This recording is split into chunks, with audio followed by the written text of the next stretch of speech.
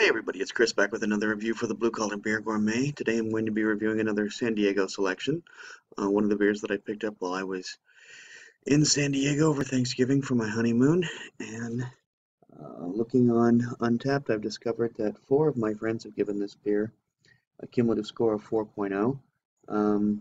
Altogether, just slightly over 1,500 people have given it a cumulative score of 3.9. So that speaks well for it. It is the masonaleworks Imperial Stout. I have looked all over this can. I did not see a brewed on or canned on date. The ABV is 9.4. I picked this up at the bottle shop in Normal Heights called Vine & Vine for $2.99. So it's still in the $2 range. I mean, $1 over 2 isn't that far off the mark. Let me see what it says. I did read something here.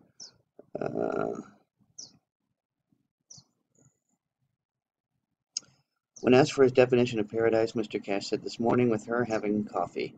Our collaboration with Moster Coffee uses Costa Rican Aguas Claras beans to accentuate the rich chocolatey notes of this fine stout, best consumed at 45 to 50 degrees. And I did get this out of the fridge and let it, I don't necessarily want to say warm up, but thaw, for lack of a better term.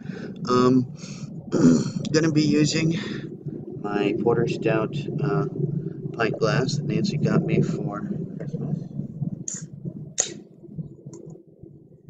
Let's get forward, see what we got going here. It's very dark, that's for sure. That head is coming out very, well, I'd say that's a lot of foam in that head, which makes me think it's probably going to be rather resilient. But it's dark as pitch through there. I'm going to say this is probably a low carbonation. Don't see a whole lot of bubbles coming through. Of course, don't see a whole lot of anything, but I do see a couple of bubbles coming through. And so that's why I describe this as low carbonation. Bringing this to the nose,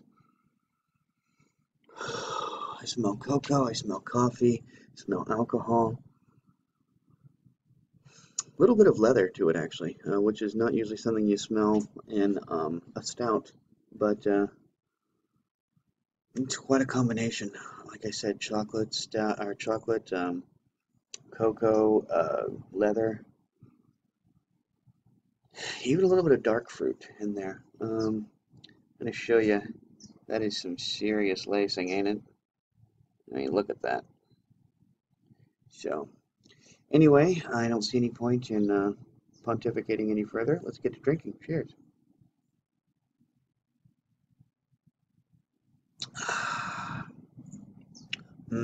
That's good. It's hearty. It has a very rich and very filling feeling about it. You know how sometimes after you drink a beer, you feel like you just ate a meal? This is a perfect example of that. Or let me say, rather, this is a perfect example of that. It's, I'm actually getting a nuttiness. There's a slight alcohol burn, and in the alcohol burn, I'm getting a nuttiness. Now the aftertaste, very espresso. Very espresso. They must have roasted these beans very, very well, because that doesn't taste coffee, it tastes espresso. Those of you who drink espresso and coffee know the distinction between the two. And this is definitely an espresso flavored coffee, especially on the aftertaste. I would give this a 4.0, but it came in a can, so it's going to get a 4.25, because those of you who watch the show regularly know that I'm a big fan of cans.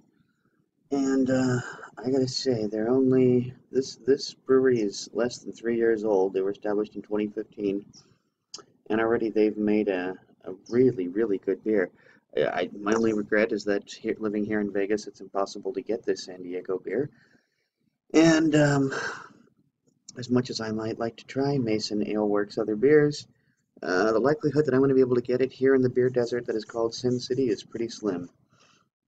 But, you know, as I said before, Vine & Vine, the bottle shop in Normal Heights, San Diego, where I got this, they do shipping.